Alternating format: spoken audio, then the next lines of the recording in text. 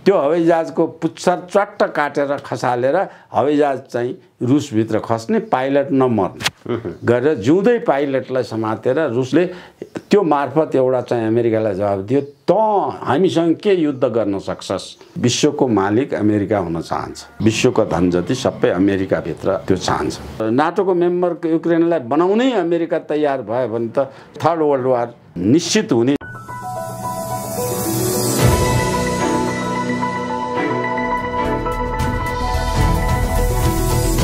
हिमाल online TV. अमेरिकाको कुटिल रणनीति र चीन, रुस र भारतको वर्चस्वको प्रतिस्पर्धाले गर्दा विश्व तेस्रो विश्वयुद्धको सङ्घारमा पुगेको छ। रुसले 1 महिना यता लगातार युक्रेनमा सैन्य हमला गरिरहेको छ।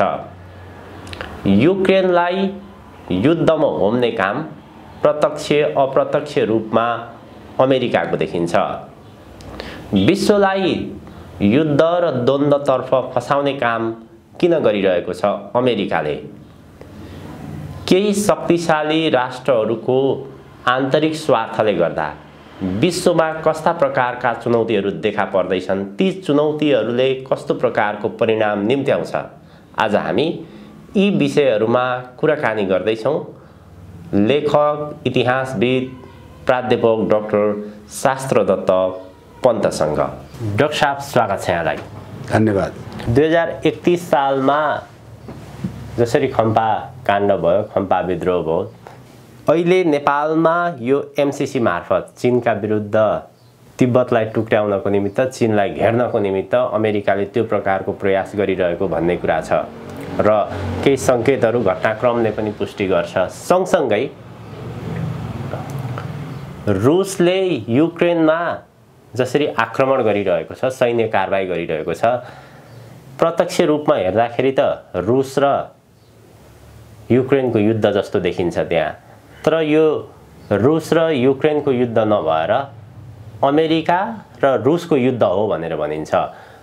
युक्रेनलाई युद्धमा फसाउने काम प्रत्यक्ष अप्रत्यक्ष भूमिका खेल्ने चाहिँ अमेरिका नै हो भनेर भनिन्छ। अमेरिका संसारमा के चाहन्छ? यसरी यो युद्ध अगाडि बढ्दै गयो भने 1 महिना हुन लाग्यो रुसले युक्रेनमा सैन्य कारबाही गरेको, यो अवस्था लम्बिँदै गयो भने विश्वमा कस्ता प्रकारका चुनौतीहरू खडा हुन सक्छन्? पहिलो कुरा चाहिँ अमेरिकाले विश्वमा साम्यवादी मुलुकहरूलाई जसरी पनि पतन गराएर क्यापिटलिस्ट कन्भर्ट गराउन चाहन्छ, पुरै विश्व क्यापिटलिस्ट बनाउन चाहन्छ। विश्व क्यापिटलिस्ट भएपछि विश्वको मालिक अमेरिका हुन चाहन्छ।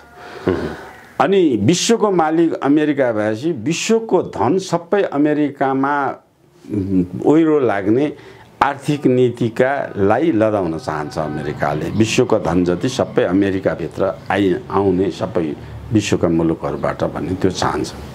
त्यो बनाउनको निमित्त साम्यवादी अमेरिकाको लागि सबैभन्दा ठुलो हर्डल हो, ठुलो चाहिँ समस्या छ।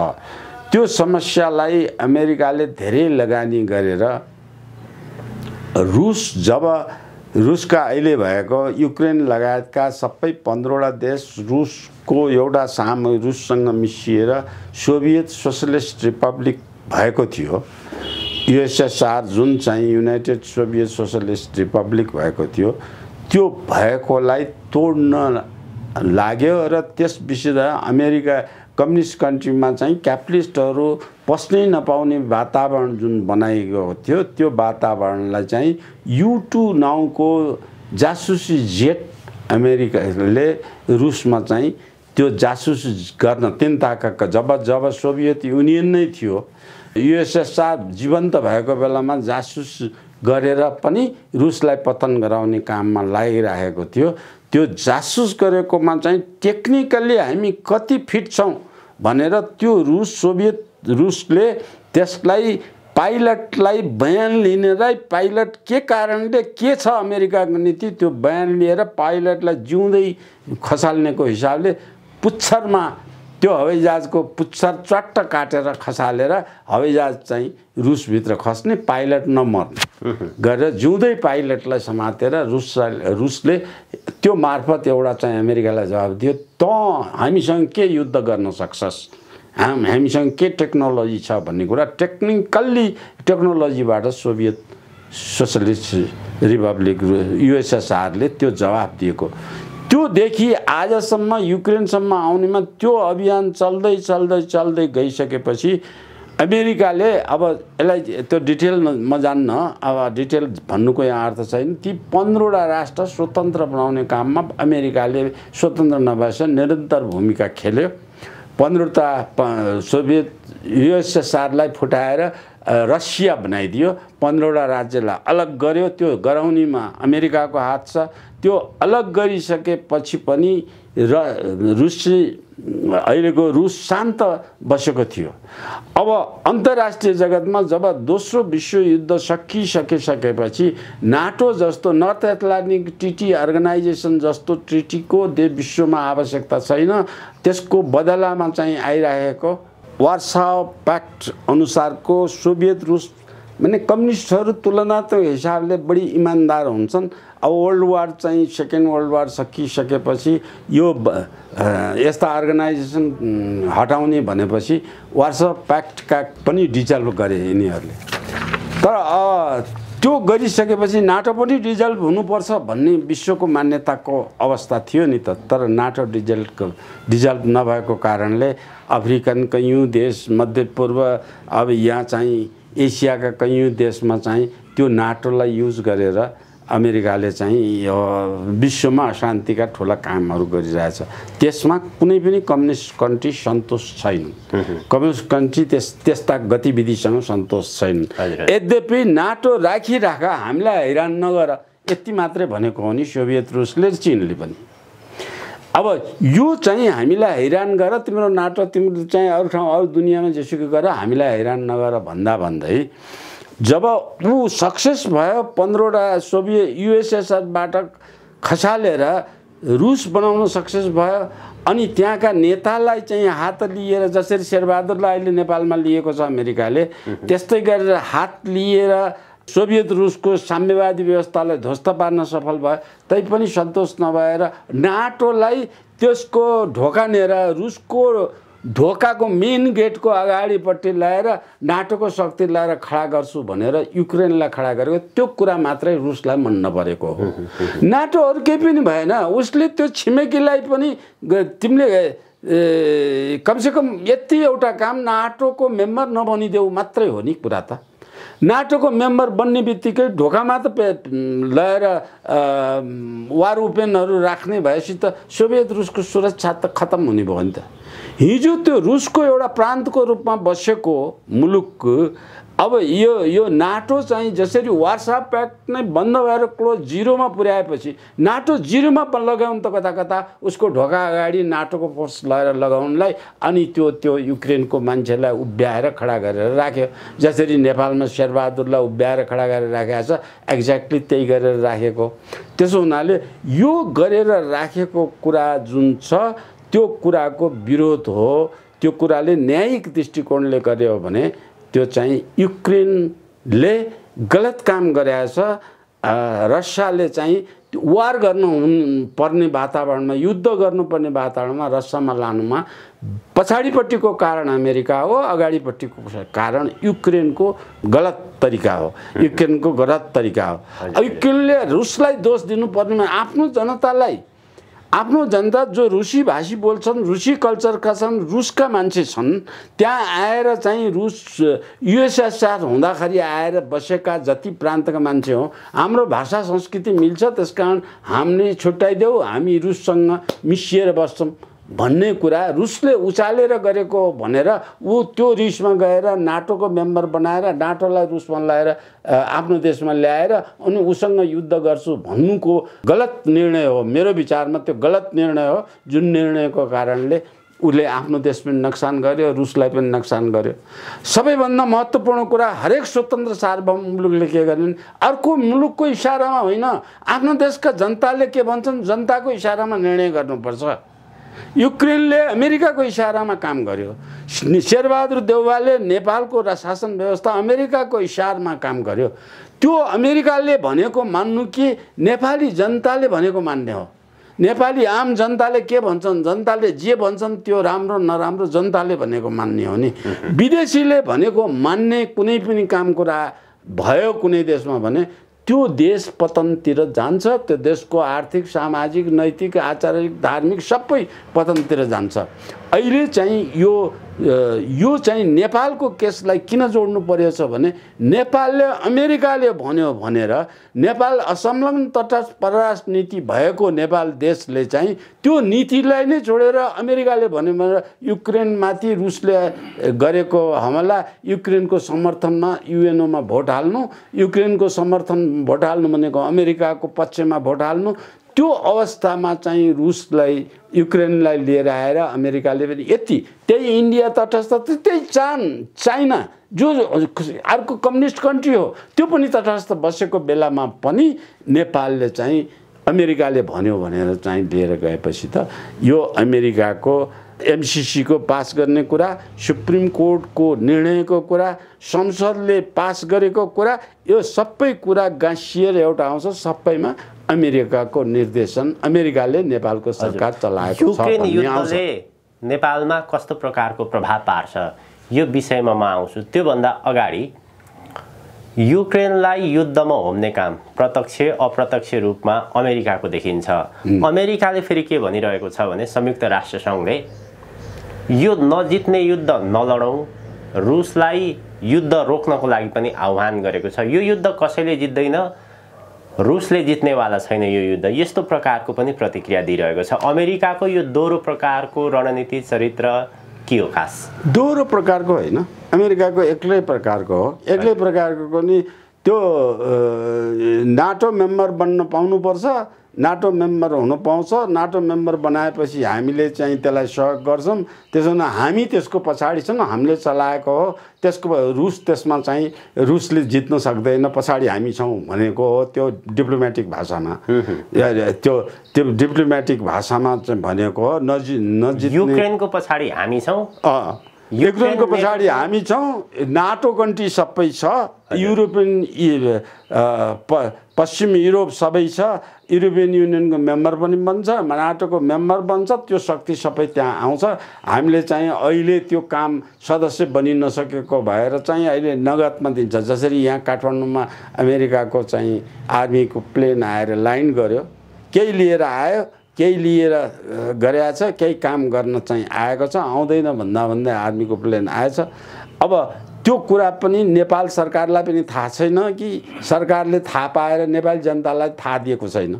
अब यो कुरा जस्तै त्यहाँ पनि अब नाटोको मेम्बर घोषणा गरिसक्न बाँकेको छ, युरोपियन युनियनको त भइसकेको छ उसले, अब भइसकेको हुनाले युका सदस्य गएर त्यहाँ देऊ भनेर सदस्यले जुन झोलामा हालेर पछाडिको ढोकाबाट छिराउने जति सबै छिराइदिइसकेको छ। अब त्यो हुनाले चाहिँ त्यो रुसले नहार्ने, हामीसँग लड्नुपर्छ, त्यसले त्यो नहार्ने युद्ध नलड भनेर डिप्लोमेटिक भाषामा भनेको हो। अब यसको इन्डिकेसन, यदि यो कुराको इन्डिकेसन गएर नाटोको मेम्बर युक्रेनलाई बनाउनै अमेरिका तयार भयो भने त थर्ड वर्ल्ड वार निश्चित हुने जस वातावरण देखिसक्यो। यो परिस्थितिमा चाहिँ अमेरिकाले युक्रेनमा जस्तो प्रकारको भूमिका खेलिरहेको छ र रुसका राष्ट्रपति भ्लादिमिर पुटिनले भनिसकेका छन् हामी आफ्नो उद्देश्य पूर्ति नगरिकन युक्रेनबाट फर्किँदैनौँ, जीवन मरणको परिस्थिति आए हामी परमाणु बम, परमाणु हतियार पनि प्रयोग गर्छौँ, यो प्रकारको प्रतिक्रिया पनि रुसले दिइसकेको छ। त्यो प्रतिक्रिया रुसले दिइसकेको कुरा, प्रतिक्रियाको अरू प्रतिक्रिया पनि आइसके कि जापानमा सानो पावरको दुईटा अमेरिकाले खसाल्दा के भयो थियो, त्यही अमेरिकाले खसालेको तैँले गराएको भन्ने कुराको आरोप पनि प्रशस्त राख्न गइरहेछ। त्योभन्दा पावरफुल हामीसँग छ, हामीले खसाए के हुन्छ भन्ने कुरा पनि त्यो तत्त्वको रूपमा आएको छ। अब यो चाहिँ थर्ड वर्ल्डतिर जान सक्ने वातावरणको कुरामा आएको हो। अब थर्ड वर्ल्ड हुने वातावरणबाट विश्वलाई जोगाउनु पर्छ अरू देशले, तर त्यो जोगाउनलाई नेतृत्व दिन सक्ने खुबी, वैदिक संस्कारको हिसाबले नेतृत्व दिन सक्ने खुबी भएको शान्ति वाचन छ नि हाम्रो वेदको, त्यो शान्ति वाचनको सूत्रलाई लागू गरेर, त्यो लागू गरेर सूत्रभित्र शान्ति क्षेत्र प्रस्ताव नेपालले ल्याएको थियो नि त। त्यो विश्वलाई शान्तिको नेतृत्व दिने वातावरण त्यसमा पनि आएको थियो नि बेचमा। त्यो सबैलाई म्यासाकर गर्यो क्यापिटलिजमको हिसाबले, इन्डियाकोलाई बाहना बनाएर इन्डियाले म्यासाकर गर्यो। त्यो इन्डिया अहिलेको अवस्थामा अमेरिकाको पक्षमा छ। त्यो अमेरिकामा पक्ष भएको इन्डियाले चाहिँ झ्याट्टै देखिएर बाहिर नआउने वातावरणमा चाहिँ भएको कारणले तटस्थ बसेको छ यो कुरामा। जुन नेपाल बस्नुपर्ने बरु इन्डिया नबस्नु सक्ने, किनभने इन्डिया त एसिया पेसिफिकको मेम्बर कन्ट्री हो, नेपाल त त्यो पनि होइन। अब त्यो अवस्थामा आइसकेपछि नेपालले गर्न नहुने काम के गर्यो, नेपाल चाहिँ असम तटस्थ परराष्ट्र नीति छाड्यो। अमेरिकाको हिसाबमा चाहिँ नाटो मेम्बर। अब नेपालले यो अवस्था आयो भने त अर्को थर्ड स्टेज, जसरी युक्रेनलाई दबाब दिएर नाटो मेम्बर बनाउनु खोजेको छ, त्यसै दबाब दिएर शेरबहादुरलाई दबाब दिएर नाटो मेम्बर बनाउनु छ। अब नेपाली जनता यति मूर्ख छन् कि त्यस्तै मान्छे खोजी 13-14 जनालाई एकैचोटि एकै रात काटेको मान्छेलाई भोट हालेर प्रधानमन्त्री बनाउँछन्। बाँदर मुडे जस्तालाई बम पड्काएर 17-18 हजार मान्छे मार्नेलाई भोट हालेर मत दिन्छन्। अनि नेपालमा चाहिँ 10 लाख भन्दा बढी घर परिवारलाई विस्थापन गरेर दुःख दिएर नेपालमा बस्न नसक्ने वातावरण बनाएर 66 लाख युवा विदेशमा जानुपर्ने बाध्यात्मक परिस्थिति बनाएकालाई मत हाल्छन्। अनि यस्तो विश्व अशान्तिबाट रोकेर नेपाललाई शान्ति क्षेत्र बनाएर राख्छु भन्ने संस्था पाल्दैछन्। अब त्यो प्रजातन्त्र हो कि यो लोकतन्त्र हो कि प्रजातन्त्र हो कि तानाशाही तन्त्र हो कि विदेशीको दलालले चलाएको देश हो कि यो विदेशी पुँजीपतिहरूले चलाएको कम्पनीहरूले चलाएको देश हो कि ईस्ट इन्डिया कम्पनी जस्तो अमेरिकन कम्पनीले चलाएको देश हो कि के हो, बुझिसक्नु छैन कि यो देशमा यो नेपाली जनता सचेत। अब यसमा छोटकरीमा मलाई सोध्नुहुन्छ प्रश्न भने त जनता प्रजातान्त्रिक अभ्यास गर्न, दलीय व्यवस्थाको अभ्यास गर्न सक्षम भइ नसक्दै ल्याएको छ भन्छु म। अब यस हिसाबले यो कुरा चाहिँ योभन्दा बढ्ता नेपाली जनताले अहिले चाहन्छन् भने एमसीसीको पक्षमा भोट हाल्ने 4वटा दल, यी अहिलेका 4वटा दल, 4वटै दलका कुनै पनि उम्मेदवारलाई 0 भोट बनाएर निकाल्न सक्यो भने अनि नेपाल स्वतन्त्र सार्वभौम शक्तिशाली हुन्छ। यही स्थानीय इकाइको चुनावबाट थाल्नुपर्छ। अनि यो चाहिँ उसमा त 0 मत हाल्नै जानुहुन्न, यो प्रान्तीय चुनाव, किनभने प्रान्तीय अवस्था नेपालको लागि फिटै छैन। त्यो प्रान्त बनाउने अवस्थामा नेपालको खाँचै पनि छैन, आवश्यकता पनि छैन, खर्चिलो छ, बेढङ्गी छ, बेतालको छ। त्यो अनावश्यक चिजलाई त्यसलाई भोटै हाल्न जानुहुन्न त्यसमा। अब यो 2टा भोट हाल्नुपर्छ स्थानीय इकाइको भोटमा। यी 4वटा दललाई 0 बनाए यदि जनताले र अनि संसदको चुनावमा 0 बनाउन सक्यो भने नेपाल जोगियो, नेपाल जोगाउने अवस्थामा आउँछन्। अरू जोसुकैले हाल, अस्थिर सरकार भए पनि होस्, 50वटा दल मिलेर सरकार बनाए पनि हुन्छ, नेपाललाई माया गर्ने भएपछि त। नत्र चाहिँ यो अहिले आएर यिनै 4वटा दलका पछाडि लाग्छ भने जनता घुसिया हुन्। जनताले भोटको मूल्य तोक्छन्, एउटा भोटको कति हजार रुपियाँ दाम तोक्छन्, त्यो भोटको दाम लिएर 1000मा भोट दिन्छन्। जुन देशमा भोटको राजनीति, भोटको मतको खरिद बिक्री हुन्छ, त्यो देशमा प्रजातन्त्र पनपन सक्दैन, प्रजातन्त्र बाँच्नै सक्दैन, प्रजातन्त्र हुनै सक्दैन। देश बचाउने काम अब जनताको। अमेरिकन प्रजातन्त्र, अमेरिकन साम्राज्यवाद भइन्जेलसम्म नेपालको जुन निर्वाचन प्रणाली सिस्टम छ, भोट किनबेचको आधारमा जुन निर्वाचन जित्ने तौर तरिका छ, यो त कायम नै रहन्छ। र पछिल्लो समय अझ एमसीसी संसदबाट अनुमोदन भइसकेपछि नेपाल जसरी युक्रेनको पक्षमा खुलेर उभियो, नेपाल अमेरिकाको कित्तामा, नेटोको कित्तामा गइसक्यो। यस कारणले गर्दा नेपाल एउटा जोखिम क्षेत्रमा परिसक्यो भन्ने खालको बडो गहिरो विश्लेषणहरू बाहिर आइरहेका छन्। यसलाई कसरी हेरिरहनु भएको छ? मैले अघि तपाईँको प्रश्नको जवाब त मैले दिइसकेँ अगाडि। किनभने नेपाल बचाउने हो भने अब जनताले भोटबाट बचाउनुपर्छ। नेपाल अमेरिकन प्रभाव रहिन्जेलसम्म, पश्चिमा प्रभाव रहन्छ। अमेरिकालाई यो कुरालाई चाहिँ अलिकति अर्को तरिकाबाट बोल्नु उचित होला। नेपालले धर्म दर्शन नीतिशास्त्रको आचरण शान्तिको भावनाको आचरणले नेपालले विश्वमा राजा महेन्द्रले खेले जस्तो डिप्लोमेटिक रूपबाट विश्वलाई एउटा बाटो नयाँ ट्र्याकमा लैजान सक्ने अवस्थाको देश यो देश हुन्थ्यो। त्यो देश हुने अवस्था छँदै त्यो बाहेक बलको अमेरिकालाई नेपालले धम्काएर कुनै सरकार आएर पनि अमेरिकालाई धम्काएर तैँले चाहिँ यो गर्न पाउनु नगर, यो छोड, विश्व राजनीतिमा हात नहाल भनेर नेपालले भन्ने हैसियत त्यो हैसियत छैन। त्यो हैसियतमा नेपाल जान पनि हुँदैन। नेपालको जान त महेन्द्र गए जस्तो जाने हो। जसरी महेन्द्रले नेपालमा युएनको मेम्बर बनाउँदाखेरि अमेरिकालाई प्रयोग गरे, नेपालको आर्थिक उन्नति गर्न रुसलाई प्रयोग गरे, चीनलाई प्रयोग गरे, यो किसिमको जसरी प्रयोग गरेर उनीहरूको सहयोगबाट आर्थिक उन्नति, राजनीतिक उन्नति, विश्व शान्तिलाई नेपालले नेतृत्व दिने वातावरण बनाए। यो कुराको नेपाली जनताले मान्दैन। कत्रो ठुलोसम्म नेतृत्व दिएछ भने त्यो चाहिँ चीन, त्यत्रो ठुलो कन्ट्री चीनलाई चाहिँ युएनको भिटो पावर चाहिँ फर्मोसालाई दिएर राखेको थियो। 4 वटा भिटो पावर त्यस बेला हुँदाखेरि चाहिँ त्यत्रो विशाल चीनलाई चाहिँ साम्यवादी भएको हुनाले भिटो पावर नदिएर त्यो फर्मोसालाई भिटो पावर दिएर अमेरिकाको षड्यन्त्र त्यसरी गएको थियो।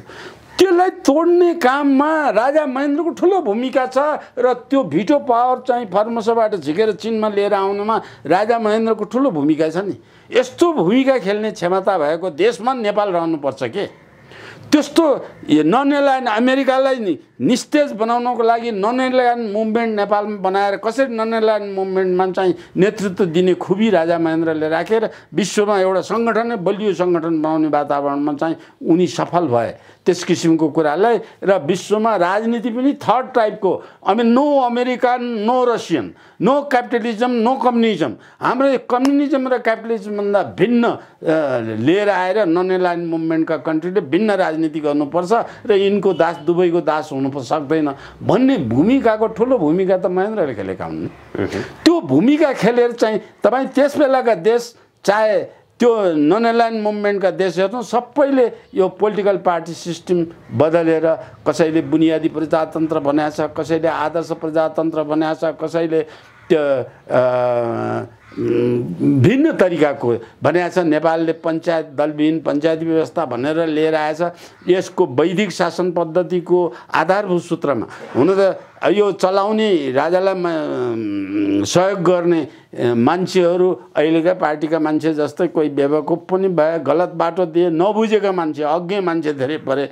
वैदिक शासन व्यवस्था के हो भन्ने थाहै नपाउने मान्छेले त्यसमा काम गरेर अब यो पछि बिस्तारै हट्ने र दलीय व्यवस्था फेरि आउने 2047सम्म आइपुग्दाखेरि यो व्यवस्था आउने वातावरण भयो। यसलाई सुधार्दै लैजाने मान्छेको अभाव भएको कारण केही गल्ती धेरै ठाउँमा धेरै मान्छेको गल्तीको कारणले आएको। त्यसपछि पनि अब हिन्दू अधिराज्य अथवा राजा र राष्ट्र वैदिक शासन व्यवस्था यो दुईटैलाई फाल्ने वातावरणको चाहिँ 12 बुँदे दिल्ली सम्झौतापछि नेपाली जनताले त्यो कुरा कसैले मागेको पनि छैन, कसैले दिएको पनि छैन। यो दुईटा नफाल्ने कुरा कुनै मान्छे छैन, 12 बुँदे पनि छैन। तर यो केसमा थियो, इन्डियाको रको माइन्डभित्र थियो।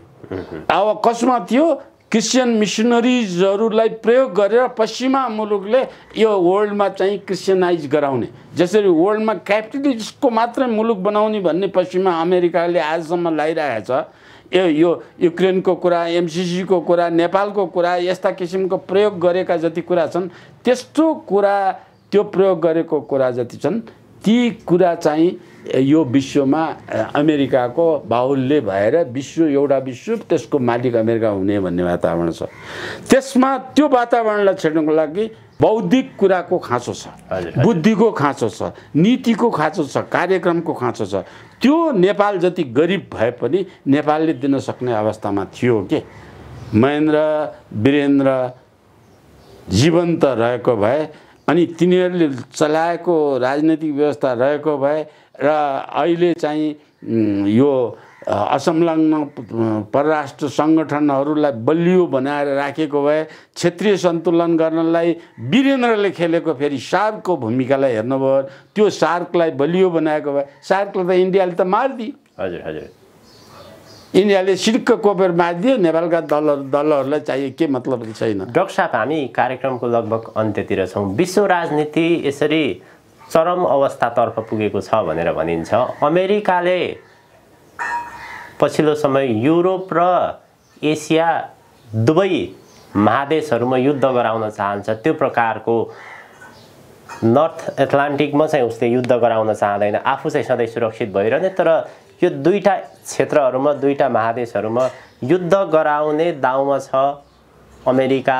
युक्रेनमा चाहिँ सफल भयो। अब यता चीन र भारतलाई पनि त्यो प्रकारको युद्धको बिउ रोपेर सारा संसारले युद्धमा होमेर सधैँ ऊ शक्तिशाली भइरहन चाहने उसको रणनीति छ भनेर भनिन्छ नि। अब त्यसलाई रणनीति त मैले भनिसकेँ। विश्वको वर्ल्डको पावर, एकमात्र पावर सधैँ भइरहन चाहन्छ। अब त्यो चाहेका कुरा त धेरै कुरा मैले पहिले भनिसकेको छु। त्यो बन्न चाहन्छ, त्यो बनाउनको लागि यी कुराहरू अहिले खास गरी पछिल्लो समय नेपाल र विश्व राजनीतिमा घटेका घटनाक्रमहरूको संकेत पनि त्यही नै हो। नेपाललाई त्यसको पछाडि अघि मैले भनेको जुन महेन्द्रले बनाएको जालो थियो, यो सञ्जाल थियो, त्यो सञ्जाललाई तोड्नको निमित्त पनि एमसीसी लिएर आएको राज संस्थालाई पतन गराउनु पर्ने कारण पनि के भने नेतृत्व दिन सक्ने खुबीको एउटा देश देखाएको थियो कि यसमा। के यो नेपाल भूबनोट प्रकृतिले बनाएको यस्तो थलोमा यस्तो किसिमको छ कि त्यो नेपालीले बुझाएको छैन। नेपालीले बढ्दा यसलाई युज गर्नेले बढी बुझाएका छन्। यसको रणनीतिक महत्त्व, स्ट्राटेजिकल्ली धेरै महत्त्वको छ कि यो एमसीसी अहिलेको कुरा मात्रै होइन कि। तपाईले अघि उठाउनु भएको त्यो चाहिँ खम्पा विद्रोहको 31 सालको कुरा जुन उठाउनु भयो, त्यो बेलामा पनि नेपालमा आएर उसले चाहिँ लगानी गरेर खम्पा विद्रोहीहरूलाई सानो 1 इन्जिनको हवाई मैदान, त्यो हवाई मैदान पनि यहाँ काठमाडौँ भ्यालीको त्यो सुच्चा टार भन्नेमा चाहिँ मैदान बनाएर एयरपोर्ट नै बनाएको थियो। सुच्चा टारबाट त्यो राति चढेर गएर 1 इन्जिनबाट चाहिँ डलर चाहिँ खम्पालाई डलर खटाउँथ्यो। डलर मात्रै होइन, बन्दुक पनि खसाउँथ्यो। त्यो खसाएर आएर अर्को बेस क्याम्प त्यसबेला इन्डियाले गोरखपुरमा दिएको थियो। कालीगण्डकीको रिभर माथि गएर रातिमा खस्थ्यो। त्यहाँ पनि त्यो मेरो घरको माथि पर्छ, त्यो मैले आँखाले देखाएको छु। त्यो सबै अवस्थामा नेपाल टेक्निकल्ली त्यसबेला त्यति फिट थिएन। नेपालसँग अहिलेको त एन्टी एयरक्राफ्टसम्म चाहिँ आर्मीमा राखिसकेको छ। तर त्यसबेला चाहिँ नेपालमा चाहिँ हेलिकप्टर पनि थिएन। त्यो हेर्ने वाच गर्ने कुनै मसिन पनि थिएन, राइडर पनि थिएन। त्यस किसिमको अवस्था भएको हुनाले त्यसलाई गरेर राखेको छ। त्यो निरन्तरता खम्पा विद्रोहको निरन्तरता आजसम्म हो। असलम तटस्थलाई त्यसलाई ध्वस्त बनाएर नेपालमा चाहिँ चीनमा बस्न नसक्ने, तिब्बतमा नहटाएका खम्पाहरू जो नेपालमा छिरिसकेका थिए, त्यो आम जनतालाई नेपालले पुनर्वास योजना गराएर नेपालमा बसाइदिएको छ। पोखरामा खम्पा क्याम्प बनाएर राखेको छ। यहीँ काठमाडौँमा त्यो त्यति महत्त्वपूर्ण ठाउँ यो पाटनको चोकैमा त्यो अहिले उसको रिङ रोडले जहाँ क्रस गर्छ पाटनमा, त्यहीँनिर चाहिँ बेस क्याम्प अहिले पनि चाहिँ नेपाली नागरिकता लिएर बसेको छ। तिनीहरूलाई नेपालमा पुनर्वास कम्पनी खोलेर कम्पनी मार्फत बसोबास गराए ठाउँमा खम्पा विद्रोही कृषि गर्नेलाई त्यहाँ घर बनाएर राखिदिएको छ। पोखरा क्याम्प छ, यहाँ काठमाडौँ क्याम्प छ। नेपालमा चाहिँ बरु त्यो सहयोग दिएर भए पनि सन्तुलन मिलाएछ। क्यापिटलिस्टले अमेरिकालाई जाने भनेकालाई नेपालमा राखेर नेपालमै संरक्षण गरिदिएको पनि छ। अनि खम्पा विद्रोहीहरूलाई चाहिँ त्यो इन्डियामा पसेर इन्डियाबाट फेरि युद्ध गर्छ भन्ने कुरामा चाहिँ हाम्रो अहिले यही कालापानी यो हाम्रो महाकाली नदीको माथिमा सुदूरपश्चिममा त त्यसबेला पुनर्वासमै थिए। त्यसबेला त्यो पश्चिमाञ्चल कमान्डबाट गएर त्यो उसलाई खम्पा विद्रोहीहरूलाई त्यहीँ मारेर, त्यसको नायकलाई त्यहीँ मारेर त्यो यो विद्रोह शान्त गरेको हो। अब यो शान्त गरेको कुरा चीनको सहयोग गरेको पनि हो। चीनको सहयोग गरेको मात्र नभएर नेपालको तटस्थ असंलग्न नीतिको पक्षमा पनि काम गरेको हो। त्यसो हुनाले यसरी कुनै विदेशीबाट परिचालित होइन, चीनबाट परिचालित भएर गरेको होइन। नेपालभित्र अशान्ति आयो, अशान्ति आए कारणले त्यो नेपालभित्र शान्त गराउनलाई चीन र इन्डियाको वारलाई पनि कम गर्नलाई पृथ्वीनारायण शाहले पनि गरेका थिए नि त। यिनीहरू चाहिँ इन्डियाका मानिसहरू त पूर्व यो अहिलेको आसामको क्षेत्रबाट पसेर चीनसँग विद्रोह गर्न जानलाई चाहिँ गरेका थिए। नेपालसँग लडाइँ गरेको त मेन कुरा त्यो थियो नि त। अब त्यसलाई चीनलाई पनि सुरक्षित गराएको त पृथ्वीनारायण शाहले थियो नि, त्यो खम्बालाई यही रोकेका थिए नि। अब यो किसिमको अहिलेको एमसिसीसम्म आउँदाखेरि त्यस बेलाको खम्बा विद्रोहीको कुरा जुन अमेरिकाले गरेका थियो, अनि जुन नेपालमा राजदूतावास पार्टीका सरकार भएका बेलामा राजदूतावास चाहिँ तिब्बतको राजदूतावास खोलेर गरेको थियो, त्यसलाई अन्त्य गर्यो। त्यसलाई चाहिँ नेपालले अन्त्य गरेको छ। जुन चाहिँ अहिलेको आएर नेपालको शासन व्यवस्था अब हिजो इन्डियाले गरेको थियो, इन्डियाले चाहिँ यो संविधान लागू नगरेर यसमा संशोधन गर्नुपर्छ भन्ने इन्डियाको आदेश मान्न छोडेर अब अमेरिकाको आदेशमा चाहिँ यो संविधान पालना गरेको। डाक्टर साहब, अन्त्यमा विश्वका शक्तिशाली राष्ट्रहरूको जुन वर्चस्वको प्रतिस्पर्धा छ, टकराव छ, त्यो टकराव र प्रतिस्पर्धाले गर्दा नेपाल जस्ता अन्य साना देशहरू मारमा परेका छन्। विश्व राजनीतिमा, आर्थिक क्षेत्रमा, सामाजिक क्षेत्रमा अथवा हरेक क्षेत्रमा जसरी ती शक्तिशाली राष्ट्रहरूको टकराव छ, यो समस्या कसरी किनारा लाग्छ त? अब यसलाई चाहिँ तपाईँले कसरी हेर्नु भएको छ? होइन, यस किनारा लाग्न नेपालले एडभाइजरी रोल प्ले गर्न सक्नुपर्छ। त्यो गुणलाई नेपाल 100% असंलग्न तटस्थ नीतिमा अड्न सक्नुपर्छ। अनि नेपालले चाहिँ वैदिक आधारका शान्ति कायम गर्ने सूत्रहरूलाई प्रयोग गर्नुपर्छ। अब त्यो गर्न सक्ने क्षमताका नभएर सत्तामा बसेका सबै दल कि अमेरिकन कि इन्डियनको दलाल, अब चीनको त जिरो भयो। अब अहिले आएर यो चाहिँ एमसिसी पास गर्नेको अवस्थाबाट त चीनको पक्षका हाम्रा मान्छे छन् भनेर चीनले कल्पना गर्न पनि छोडिदिए हुन्छ। अब यिनीहरू चाहिँ डलर पक्षका मात्रै मानिन्छन्। सिद्धान्तको राजनीति भन्नुहुन्छ भने नेपालमा छैन, जिरो। सिद्धान्तको राजनीति छँदै छैन। अब योलाई नेपालले, तपाईले भनेको काम गर्नलाई नेपालले असंलग्न तटस्थ र आफ्नै बुताबलबाट आर्थिक उन्नति गर्ने वातावरण जुन हो त्यो नेपालले बनाउन सक्नु पर्यो। त्यो नेपालले नबनाएर अरू विदेशीले परिचालन गरेर देश सञ्चालन जबसम्म हुन्छ तबसम्म यो सम्भव छैन। नेपाल चाहिँ हुँदै हुँदै जाँदाखेरि अब नेपाल चाहिँ नाटोको मेम्बर बन्नेर मात्रै होइन, नेपालमा चाहिँ आर्मीलाई समेत परिचालन गरेर विश्वयुद्धमा चाहिँ अमेरिका पक्षमा लड भन्ने वातावरण बनाउन सक्ने अवस्था आउँछ। यही सरकारका यस्तै गतिविधि भयो भने देश बर्बाद हुन्छ। हाम्रो देश विश्वमा चाहिँ न गरिब हो, न धनी हो, न चाहिँ सामन्त हो, न शोषक हो, न साम्प्रदायिक हो, न यो देश अनेकतामा एकता बनाइराख्ने देश हो। यो देश शान्ति क्षेत्र देश हो। यो देश चाहिँ आर्थिक रूपमा आत्मनिर्भर भइराख्ने देश हो। यो सबै चाहिँ खलबलिसकेको छ अहिले। अब अहिले त मलाई सोध्नुहुन्छ भने त दलीय व्यवस्था देशको लागि अनुपयुक्त नै हो। हाम्रो भूपनोटमा दलीय व्यवस्थै हुँदैन। दलीय व्यवस्था हुन्थ्यो, दलका नेता असल भइदिए, दलको सिद्धान्त असल भइदिए। अब नेता र सिद्धान्त सधैँभरि अरूको विदेशीको गोटी बनेर हिँड्ने भएपछि दलीय व्यवस्थै नहटाइकन यी खराबीहरू हट्न सक्दैनन् जस्तो मलाई लाग्छ। हस्, अत्यन्त आभारी छु आजको यो महत्त्वपूर्ण समय र विचारको लागि। यहाँलाई पनि धन्यवाद।